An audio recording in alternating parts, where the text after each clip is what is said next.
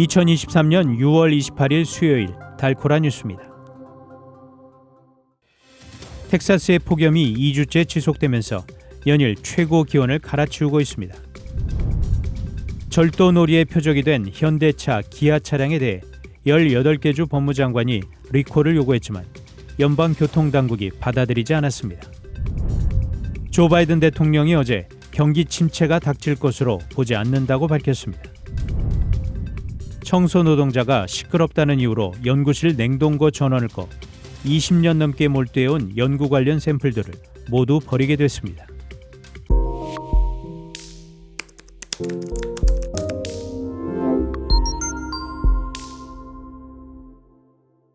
텍사스의 폭염이 2주째 지속되면서 연일 최고 기온을 갈아치우고 있습니다. 달라스는 적어도 이번 주말까지 세 자릿수의 더위가 계속될 것으로 예상됩니다.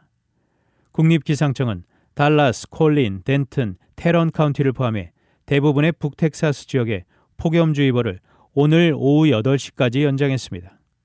오늘 체감온도는 110도에서 115도 정도입니다. 또한 국립기상청은 오늘 텍사스가 올해 들어 최고 기온을 기록할 것으로 예보했는데 달라스의 최고 기온은 107도가 될 것으로 보입니다. 이에 무자비한 폭염이 2주째로 접어들면서 공공당국은 거의 3천만 명에 달하는 텍사스 주민들에게 바깥 활동을 제한하고 물을 많이 마시며 실내에 머물러 있도록 권고했습니다.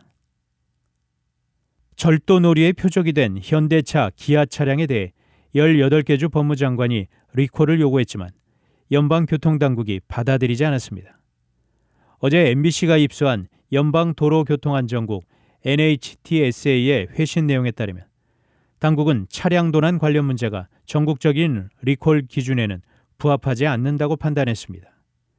지난해 미 전역에서는 엔진 이모빌라이저가 없는 현대차와 기아 차량을 절도 대상으로 삼는 범죄가 틱톡 등 소셜미디어에서 놀이처럼 확산했습니다.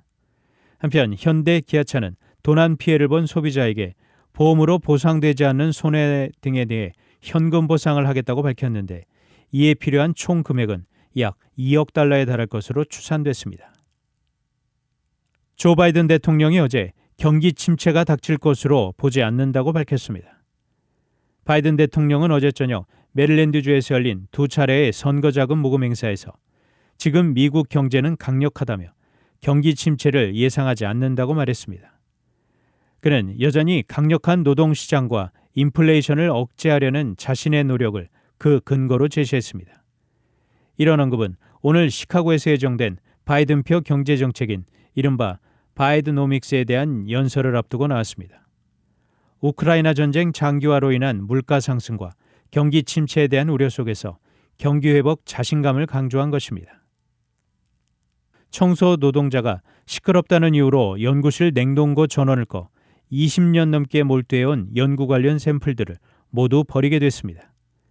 보도에 따르면 트로이의 한 대학이 청소업체를 상대로 100만 달러 이상의 손해배상 소송을 청구했습니다.